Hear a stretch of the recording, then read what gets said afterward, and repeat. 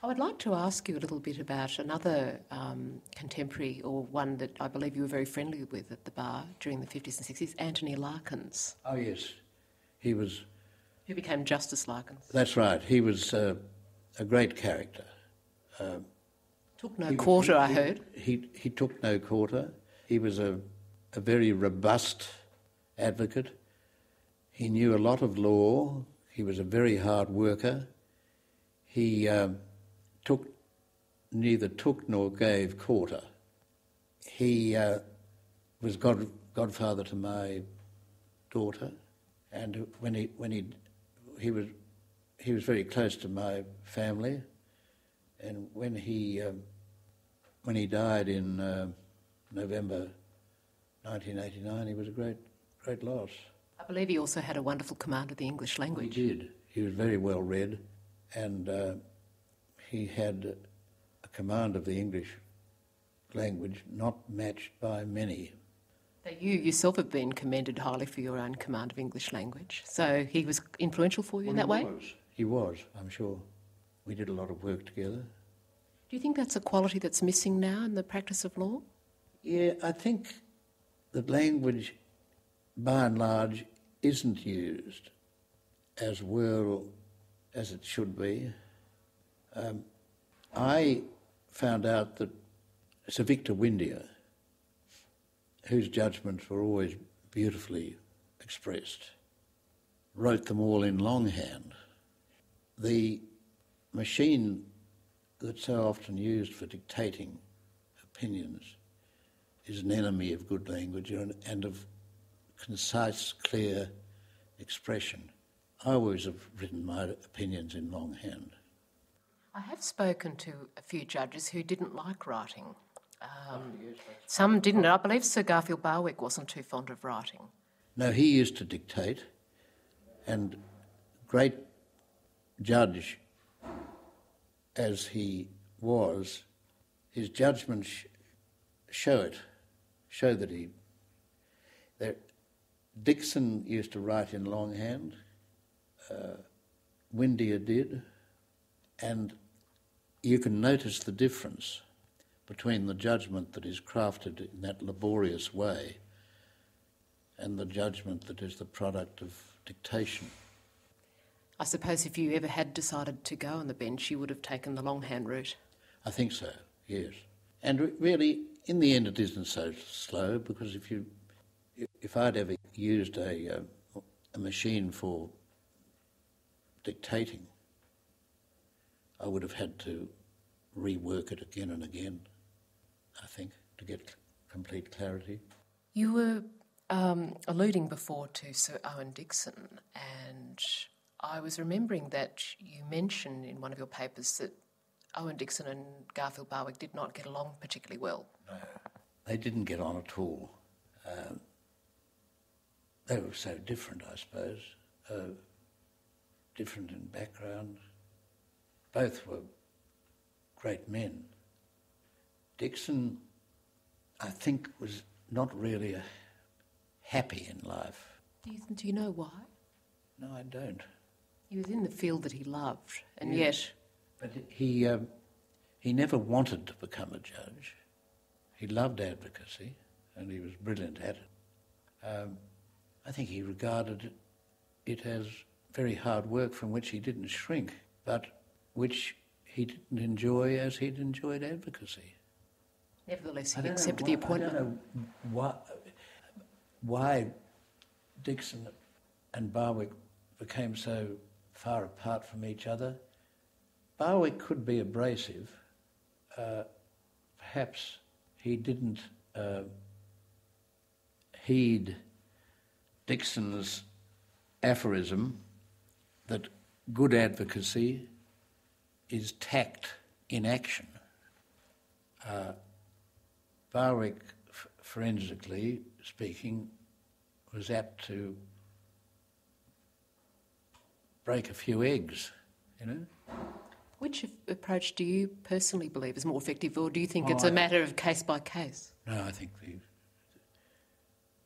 every person tries to develop a mode of advocacy that suits his or her conceptions of what makes for success, I think that tact is the better course. You don't want to pick rows with judges. I don't suggest Barwick did, but there was something in Barwick's manner that I think irritated Dixon. As I said, they were of different backgrounds and really came from different ages. My great admiration for Barwick is founded in part on the fact that my father, as a solicitor, acted for Atlantic Union Oil Company, later Esso, way back in the middle or late 20s, when that client petitioned for Barwick's bankruptcy for his non-compliance with the terms of a guarantee. It was a guarantee for his younger brother, and so Barwick went bankrupt. And Barwick therefore knew my father. I greatly admired the fact that in his relationship with me, Barwick was in no way influenced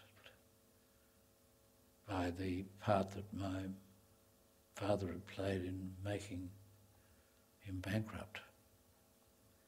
Which says a considerable amount, doesn't it? He could have been distant. But Barwick and I didn't often work together, but we did in 1955 when the barring of claims litigation came up in the Privy Council on a petition by the state for special leave to appeal. And I well remember working with Barwick in a very nice flat he had overlooking the Thames. My fellow junior was Robert Gatehouse of the English Bar, who later became a judge. We became good friends. Barwick had a very notable fault, and that was he was given to pretty unbridled criticism in private, for whom he didn't have much time. And I remember Barwick saying, when I was working with him in his London flat, Frankie Kitto, he said, was a little equity draftsman. And of course they didn't get on.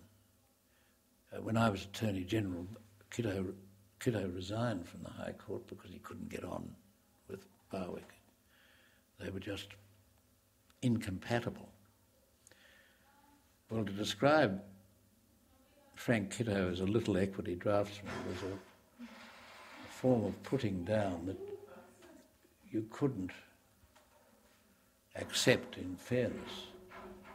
He was a first-class equity lawyer with a very good brain, good mind, and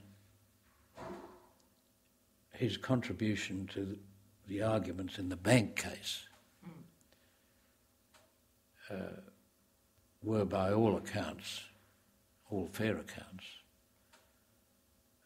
very, very considerable indeed. And he did have that, Barwick did have that uncharitable streak in him, which was a pity. Did you have much to do with Sir Keith Aiken, who sat on a bench? Not a great deal. I did a case against him in Victoria in which I appeared for Pamela Warrender,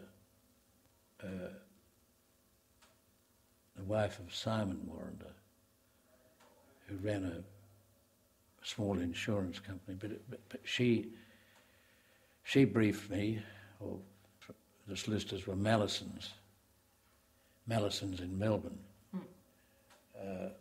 before the amalgamation between Stephen Jakes and Mallisons. She briefed me a challenge under the Testatus Family Maintenance legislation, family provision legislation, for the Supreme Court, and Aiken was briefed for the executors, and we fought a case for several days in Melbourne, which I lost. It was a very difficult case because the case was brought after a lapse of many years, which wasn't a very good start. But he was a very fine judge, Aiken. He had come up through the Dixon school, so to speak. He was Dixon's associate. Yes, I admired both Dixon and Barwick. A pity that each of them had no great appreciation of the quality of the other. Yes, if you'd ever gone to the bench, would you have been, do you think, more in the style of Dixon or Barwick, or neither? Probably neither. I never thought about it. Fair enough too. I must ask you, you obviously never chose to go to the bench, but I did interview someone once who said, well, he wouldn't have either because he didn't have the temperament. Did you feel that was true of you? That was my reason. I didn't think I had the temperament. You're best on your feet.